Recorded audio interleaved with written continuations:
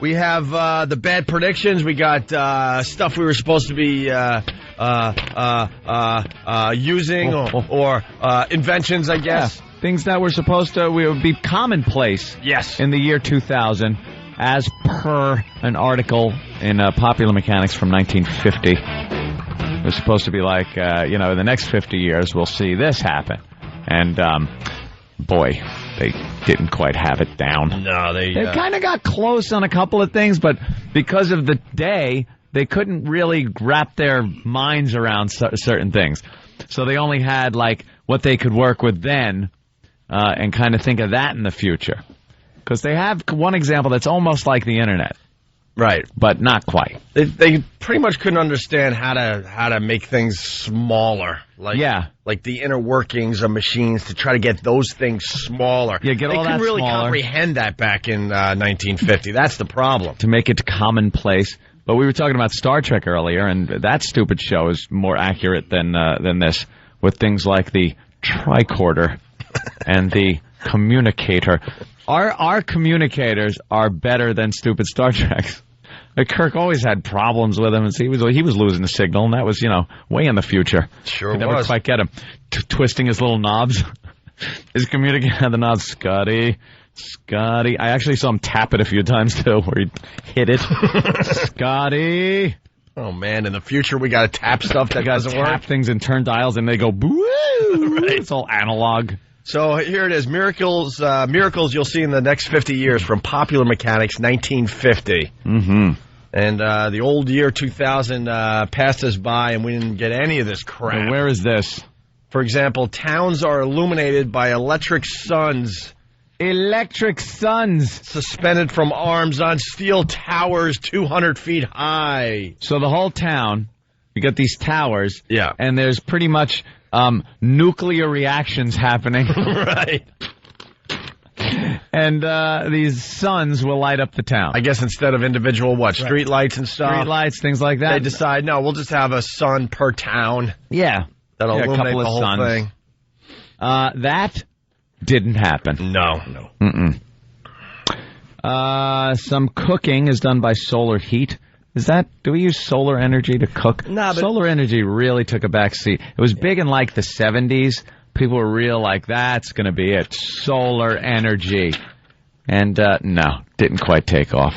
But it is being used to power some of the shuttle and stuff like that, so that was kind of accurate. Yeah, but that was always, spacecraft had always used some kind of solar panels. So you can't get batteries up there to change. So they use solar panels. But down here on Earth, please. Yeah, I kind of remember, too, in the 70s, like some neighbor would always decide to put this abomination on his roof that was big, like water went through it. And the sun heated the water, and he saved like pennies a month.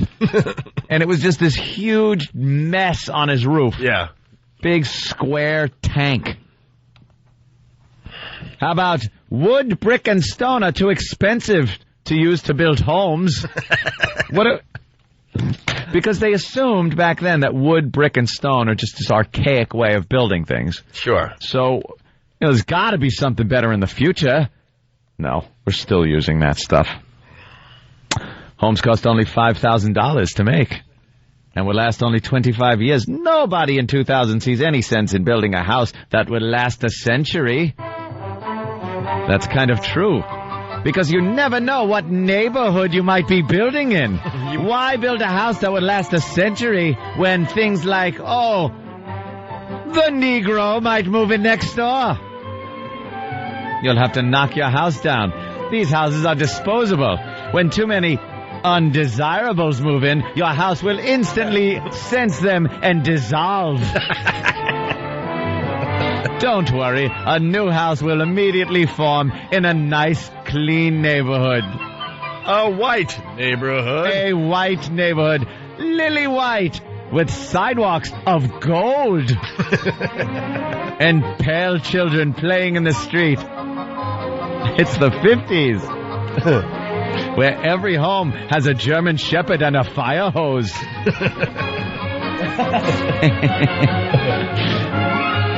Men will use depilatory to shave. No razors for him. He'll just put some cream on his face, wipe it off, be called faggot, and go to work. No, we're still using razors. When a woman cleans the home, she simply turns on a hose. Why not? Furniture, rugs, draperies, unscratchable floors, all made from synthetic fabrics or waterproof plastic.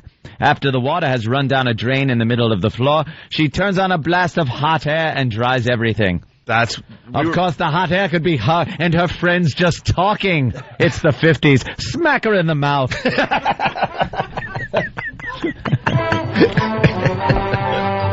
And if you come home and she hasn't hosed down your house, it's time for the beating. And then off to the bedroom where she performs her wifely duties before cooking you dinner. They really thought that was going to be possible in the year 2000? You just hose down your house to clean it? Yeah, apparently everything, because they were so up on this, on plastics, that everything was made of plastic. It was supposed to be all about plastic. Yeah, so your rug, although it would look like a wool rug, is made of plastic. Pretty much AstroTurf in your living room with a drain in the floor. Right. And your couches and everything in it is waterproof, so just hose it down. This next one... the hell, you live in a monkey cage? You gotta hose down your living room? This next one makes me think that this is just a goof article. Yeah. It says, discarded paper table linen and rayon underwear are bought by chemical factories. Chemical factories! To be converted into candy. That's right. Depends on whose underwear it is. Tasty chocolate treats. What kind of underwear? Rayon and linen. How is that turned into candy? Yeah, this is the one we need more info on. This can't be true. It can't be true. I don't know what is in linen or rayon that can be used by a chemical factory in making candy. Well, maybe someone just looked at it one day and thought, well, I'd like some chocolate and lemonade. That's a tasty treat. Might as well raid Tyra's. Anybody? Oh, God. For it. We need more info on that one. That just doesn't seem like it's a real one. All right, here's a close one. Okay. This one they got a little close, but because it was 1950, they just had what they had to work with. But the television is connected with the telephone as well as the radio receiver. So when talking to a friend in a distant city over the telephone, they could also see each other. And shopping is also done by television. Hey, look at that. Hello. 1 out of 100. All right. Hello, television. I would like a pizza pie. Hello, television. Get me some slacks. Television, I need spats and shoes. Why isn't my television shopping for me? Or talking back to me. Shopping is done by television. A bunch of televisions pushing around shopping carts at a Waldbaum's. Television, pick me up some oranges while you're out. They didn't see that, but the idea of hooking your television up to your telephone and then using that as some kind of communication device, that's all they had to work with, not knowing that the computer would be available to everybody. But right now I'm sitting in front of Pal Talk, and what am I doing? I'm looking at people wired through not telephone, but cables, and I could talk to them, they could talk to us. So they almost got that one right. Almost got that. Although the computer is the new television, so. True. All right. What else here? I like this one. This, it is easy enough to spot a budding hurricane in the doldrums off the coast of Africa before it has a chance to gather much strength and speed as it travels westward toward Florida. Oil is spread over the sea and ignited. There is an updraft. Air from the surrounding region, which includes developing hurricanes, rushes in to fill the void. The rising air condenses so that some of the water in the whirling mass falls as rain. I guess this would be a way to keep the hurricanes from coming over. You ignite the sea with burning oil. Great. And the heat.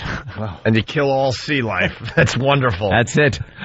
We take an aircraft and throw baby seals into the center of the eye. of the hurricane. The whirling mass of baby seal hides, blood, and guts will slow the hurricane down. Of course, in the event we don't have seals, we can use the Negro. It is 1950.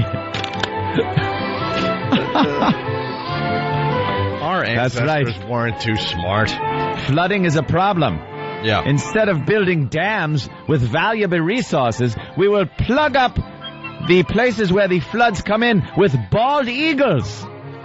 Pile up stacks of bald eagles to keep the flooding out of your city.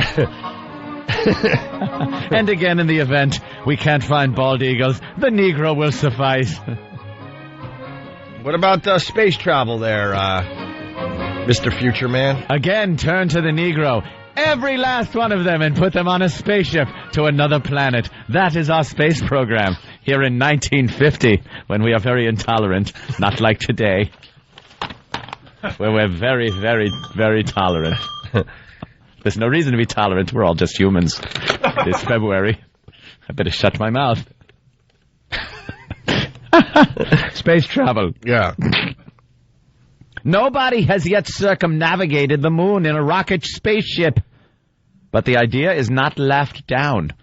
In 2000, we will still not be laughing at the idea of going to the moon. Mm-hmm.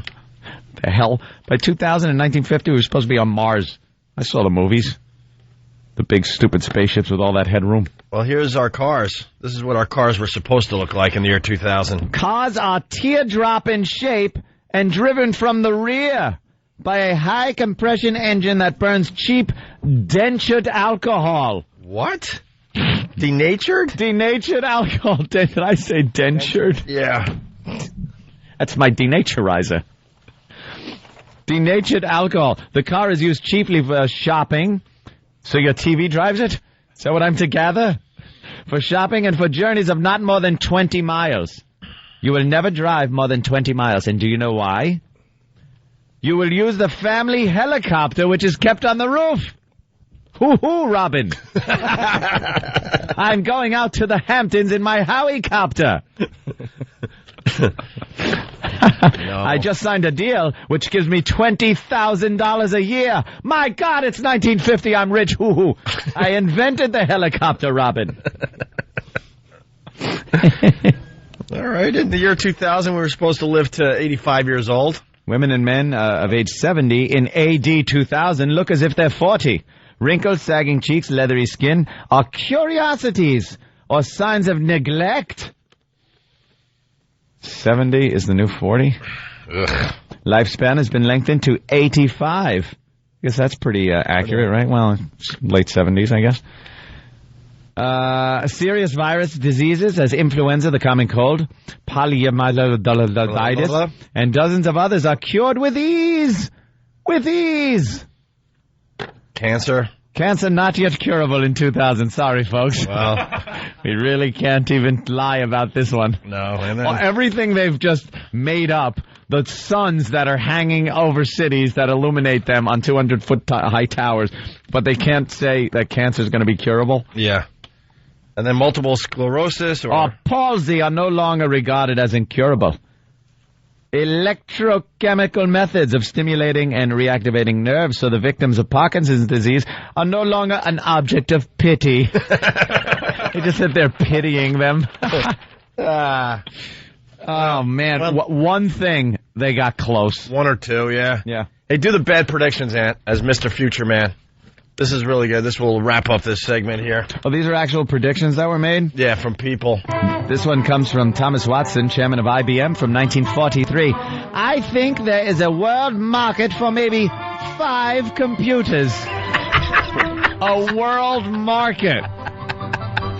This coming from Popular Mechanics, 1949, where a calculator on the ENIAC is equipped with 18,000 vacuum tubes and weighs 30 tons. Computers in the future will have only 1,000 vacuum tubes and weigh only 1.5 tons. I cannot wait for this future. That's some laptop. The telephone has too many shortcomings to be seriously considered as a means of communication. The device is inherently of no value to us. That's a Western Union memo from 1876. And Sir William Preece, chief engineer of the British Post Office in 1876. The Americans have need of the telephone, but we do not. We have plenty of messenger boys. Yes. Messenger boys. That's really looking at the future. Yeah. This guy is David Sarnoff's associates in response to his urgings for investment in the radio in the 1920s. The wireless music box has no imaginable commercial value. Who would pay for a message sent to nobody in particular? Wow. You got that one wrong. Yeah, you sure did. H.M. Warner from Warner Brothers in 1927. Who in the hell wants to hear actors talk? It's a great quote. Here it is again. William Thomas, Lord Kelvin, British scientist, 1899. Sure. Radio has no future. Heavier than air flying machines are impossible. X-rays will prove to be a hoax. And he was a scientist. Ah, that is great. This wasn't some guy at the local pub. It was the scientist of the day. Heavier than air flying machines are impossible. So you have to figure out something lighter than air. Only dirigibles can fly. That is fantastic. How about this one from Edwin L. Drake, tried to enlist to his project to drill for oil in 1859. Drill for oil? You mean drill into the ground to try to find oil? You're crazy! Where is it supposed to come from?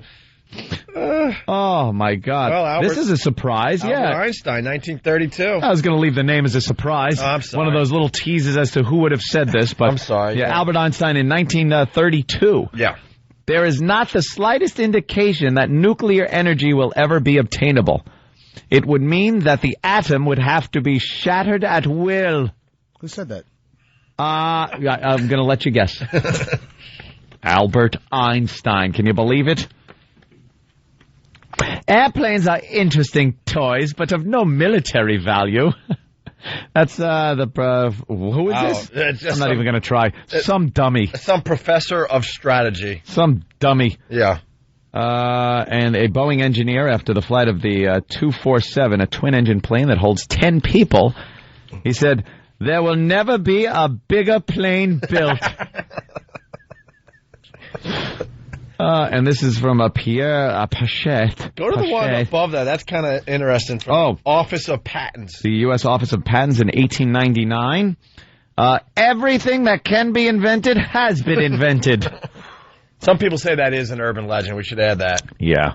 I'm sure in 1899 they probably thought everything they have was probably it. That's all you need, right? Yeah. This guy... Don't you kind of think that today, in the year 2007, it's like, what else can we possibly invent? What can we invent? We can invent... elaborate on things we already have. That's what I mean. Make the planes faster and more convenient. Yeah. And the computers smaller and maybe move everything to the computer. Stuff like that, sure. But what else can we possibly invent? But if you had the answer, you would have invented it and you'd be rich.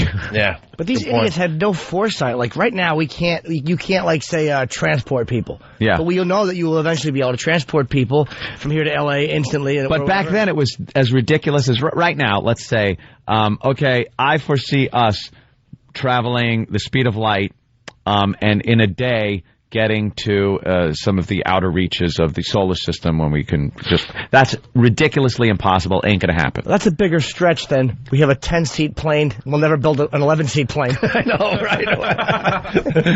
I thought you meant like the covered wagon phase where they were going cross-country and then imagining an aircraft taking them the same journey in 4 hours or something. But, yeah, okay, the 10-seat, 11-seat when you argument, you just win. make the seat slightly smaller to get the 11th seat in there? A bigger plane will never be...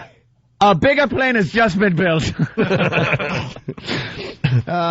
This is Pierre Pachet, professor of physiology in 1872. Louis Pasteur's theory of germs is ridiculous fiction.